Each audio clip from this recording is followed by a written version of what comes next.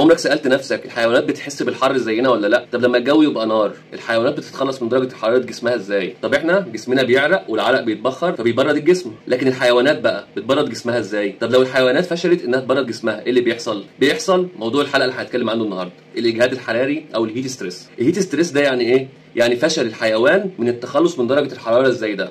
رطوبه عاليه زي درجة حرارة عالية، إجهاد حراري ممكن يؤدي للموت. بنقيس الحرارة والرطوبة دي في المكان اللي فيه الحيوان بمؤشر اسمه Temperature Humidity Index أو THI. دي بيبقى لها معادلة بنقيس بيها درجة الحرارة والرطوبة في المكان عشان نعرف الحيوان بتاعنا ده ممكن يجيله إجهاد حراري ولا لأ. طب ليه الحيوانات والطيور والكلاب والقطط والمواشي ممكن يجي لهم اجهاد حراري بسهوله؟ لانهم يا اما بور سويترز او نون سويترز، يعني ما عندهمش غدد عرقيه زينا او قليله جدا، فبالتالي ما عندهمش العرق الكفايه اللي ممكن يبرد جسمهم. فبنلاقي الطيور عندنا مثلا واقفه فاتحه جناحاتها وبتنهج وبتقلل الاكل جدا وبتشرب ميه اكتر عشان تحاول تقلل درجه حراره جسمها.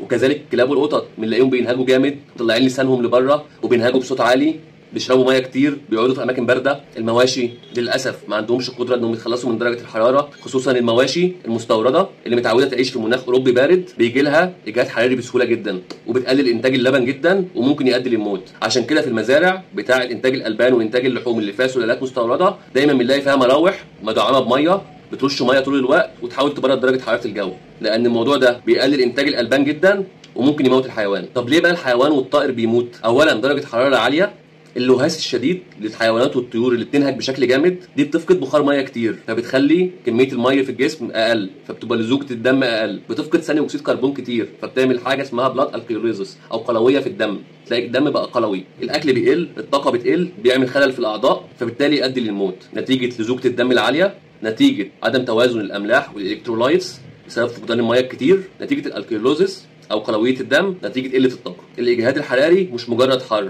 دي درجه حراره ودرجه رطوبه لازم نركز فيها، لازم نلاحظ العلامات المختلفه لظهور الاجهاد الحراري على الحيوان بتاعنا او الطائر بتاعنا. سواء في الدواجن بنلاقي الطيور بتلهث وفاتحه جناحاتها وبتنهج، بنلاقي الكلب او القطه بينهج جامد ومطلع لسانه بره وعنده خمول، بنلاقي البقر او المواشي بتاعتنا عندها قله في الاكل ونقص في انتاج اللبن، لازم نلحقهم على طول، نظبط درجه الحراره، نوفر مكان متهوي كويس عشان نقلل الرطوبه في المكان، نمدهم بالاملاح والالكترولايتس اللي هو بيسموه محلول معالجه الجفاف، نمدهم بفيتامين سي، ونمدهم باحماض لمعالجه قلويه الدم دي. يعني مثلا لو فراخ بتعمل كده بسرعه نهوي المكان، بسرعه نوفر ميه بارده فيها حاجه زي الليمون عشان يبقى حمضي، فيها حاجه زي الاسبرين او الريفو عشان يزود سيوله الدم، فيتامين سي ومحلول معالجه جفاف في الميه. لقيت كلبك او قطتك عامل كده، نوفر لهم مكان متهوي كويس، ندعمهم بكيس محلول معالجه الجفاف، ميه بارده، ولو الحاله شديده وفي خمول مفاجئ لازم نروح بيه لدكتور بيطري فورا. لو المواشي عندك عامله كده لازم نوفر مكان متهوي كويس، نمدهم بميه كتير، نحاول نبرد درجه حراره الجسم ونظبط الالكترولايتس. يا رب تكونوا عرفتوا يعني ايه اجهاد حراري وعلاقه الاجهاد الحراري بالرطوبه اللي اتكلمنا عنها في الحلقه اللي فاتت.